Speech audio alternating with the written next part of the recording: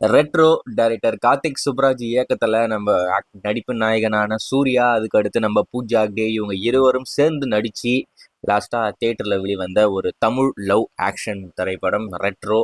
ஒரு மிகப்பெரிய எதிர்பார்ப்பு, நம்ம சூர்யா அவர்களுக்கு ஒரு மிகப்பெரிய கம்பேக்கா அமையக்கூடிய ஒரு திரைப்படம் அப்படின்ற மாதிரிலாம் எதிர்பார்த்தாங்க. ஆனா அந்த எதிர்பார்ப்பை இந்த படம் பூர்த்தி பண்ணுச்சா அப்படின்றதுதான் ஒரு மிகப்பெரிய கேள்விக்குறியா இருக்கேன்.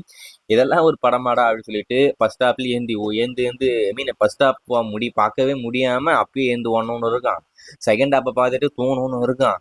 எல்லாருமே இந்த படத்தை பத்தி நெகட்டிவா தான் பேசியிருக்காங்க. அந்த அளவுக்கு ஒரு மோசமான நிலைமைக்கு போன ஒரு திரைப்படம் இந்த ரெட்ரோ.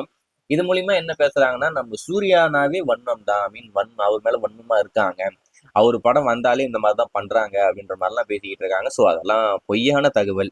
அவர் மேல யாரும் எந்த ஒரு வெறுப்பும் காட்டல. அவர் நல்ல படம் நடிச்சா நல்லா இருக்குன்னு சொல்ல போறாங்க. சூரரை போட்டு படத்தை யாரும் நல்லா இல்லை அப்படின்னு சொல்லவே கிடையாது.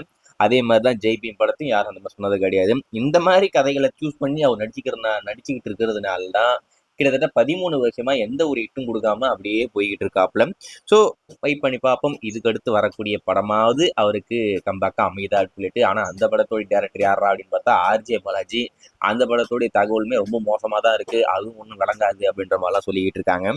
சரி, இந்த ரெட்ரோ திரைப்படம் எப்போ ஓடிடியில் வெளிவரும் அப்படின்றது உங்க எல்லாருக்கும் இருக்கிற ஒரு மிகப்பெரிய எதிர்பார்ப்பா இருக்கு. ஸோ நிறைய பேர் எங்கிட்ட கேட்டு இருக்கீங்க, ப்ரோ அங்கே எப்போ ப்ரோ வரும் அதை பற்றி சொல்லுங்க ப்ரோ அப்படின்ற மாதிரி.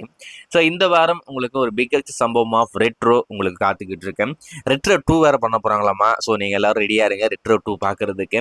ஒன்றும் இல்லை, ஜிகர்தண்டா 2 உடைய கதையை அப்படியே கொஞ்சம் கொஞ்சமா படிட்டிங்கரிங் பண்ணி ஒரு படத்தை பண்ணா என்னவோ அது மட்டும்தான் இந்த ரெட்ரோ. மற்றபடி புதுமை அப்படின்னு சொல்லிட்டு ஒரு மண்ணுமே இல்லை.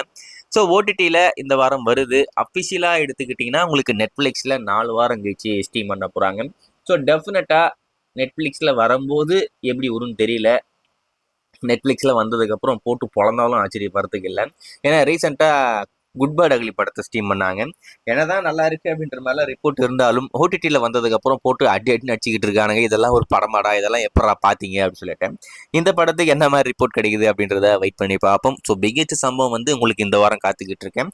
அஃபிஷியலாக 4 வாரம் கழிச்சு உங்களுக்கு நெட்ஃப்ளிக்ஸில் வரும், வெயிட் பண்ணி பார்ப்போம்.